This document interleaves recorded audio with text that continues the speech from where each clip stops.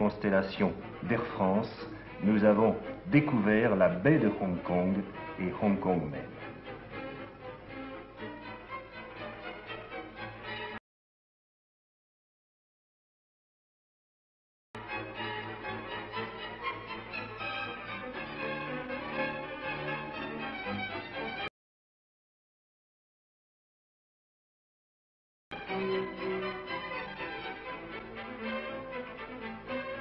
Et il faut dire que l'arrivée aérienne sur la baie de Hong Kong est certainement l'un des spectacles les plus éblouissants qui soit au monde, mais que l'atterrissage lui-même, après que l'avion se soit infiltré, comme vous allez le voir, voici, à travers un défilé rocheux qui commande directement le terrain, est également l'une des opérations les plus périlleuses qui soient.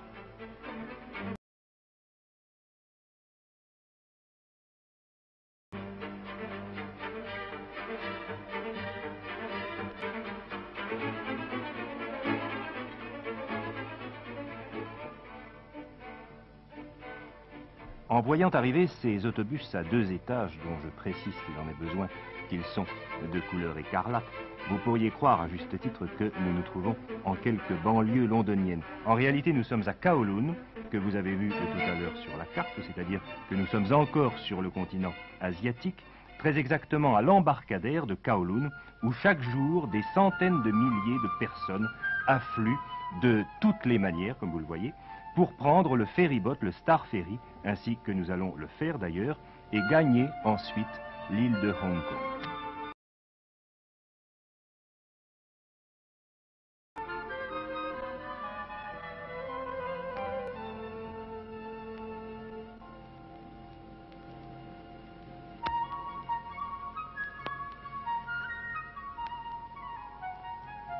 Le Star Ferry, qui fait donc jour et nuit la navette entre Kowloon et Hong Kong, est, je crois, l'un des éléments essentiels, une sorte d'artère aorte, si vous le voulez, de la colonie britannique de Hong Kong. Et la traversée de ce bras de mer est un spectacle qui nous fascinait toujours et dont nous avions seulement peur, en prenant l'habitude, de ne plus tout à fait l'apprécier peut-être ainsi qu'il le méritait.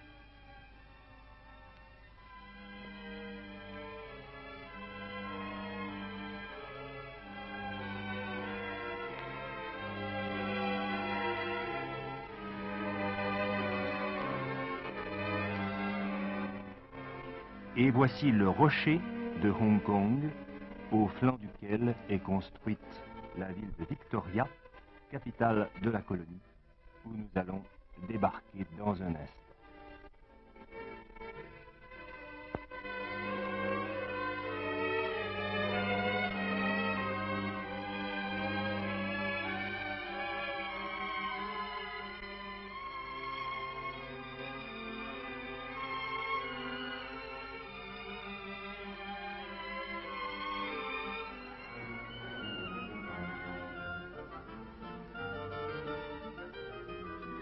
Dès que l'on pose pied à Victoria, pas encore maintenant, mais dans quelques secondes, vous allez voir, l'idée d'une cité au sens londonien du terme, mais d'une cité qui serait évidemment une cité tropicale, s'impose extrêmement vite.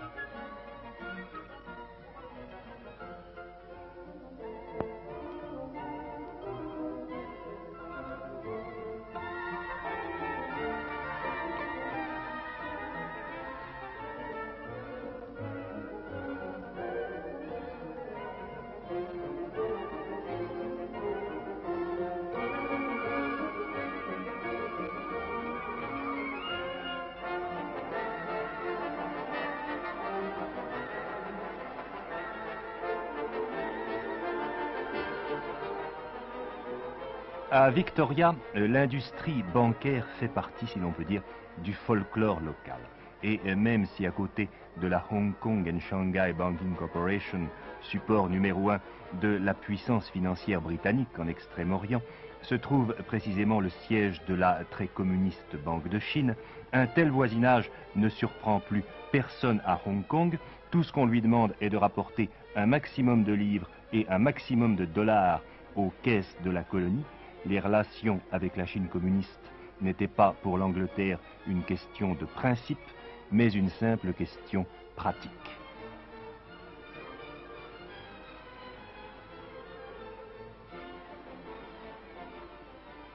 Il n'est pas une seule monnaie étrangère, la plus lointaine comme la plus fragile, qui ne soit immédiatement négociable dans l'une des 400 boutiques de changeurs de Hong Kong.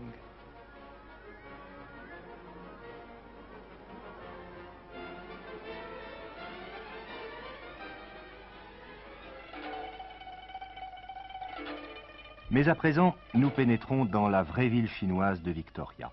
Et là, je crois vraiment que les images qui vont suivre se passeront de toutes les jambes. Je voudrais seulement préciser qu'en 10 ans, en raison des afflux de réfugiés venant de Chine communiste d'une part, et des 100 000 naissances excédentaires par an d'autre part, la population de Hong Kong est passée de 1 500 000 à 3 millions d'habitants, et que le seul problème qui se pose aujourd'hui à Hong Kong est un problème humain, un problème de logement, un problème de nourriture, un problème d'emploi de toute cette masse excédentaire. Hong Kong est chaque jour davantage submergé par le nombre de ses habitants, mais en regardant ces images, je crois que vous pourrez déjà vous en faire une idée assez nette.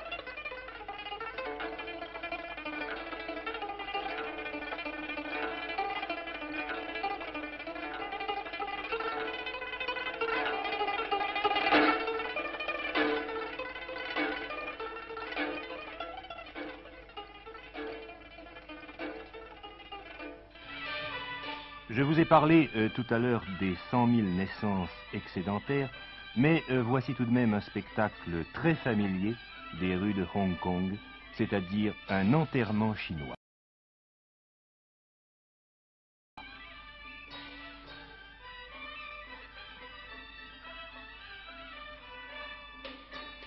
Le noir étant en Chine l'une des couleurs les plus utilisées pour les vêtements courants, le blanc y est logiquement devenu le symbole du deuil.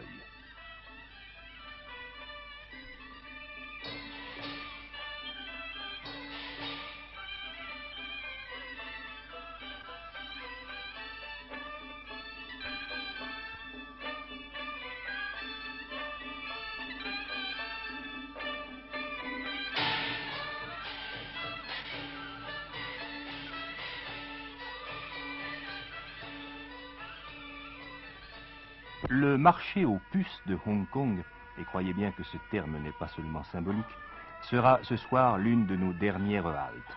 On y trouve à des prix défiant toute concurrence à peu près tout ce dont on peut rêver en fait d'objets d'art chinois.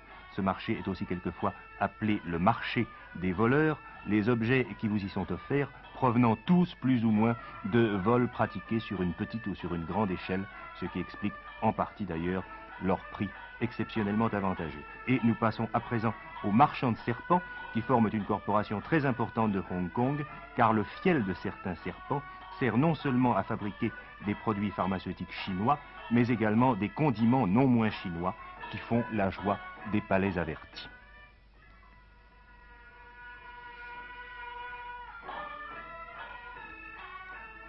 Et voici notre première visite à Hong Kong terminée.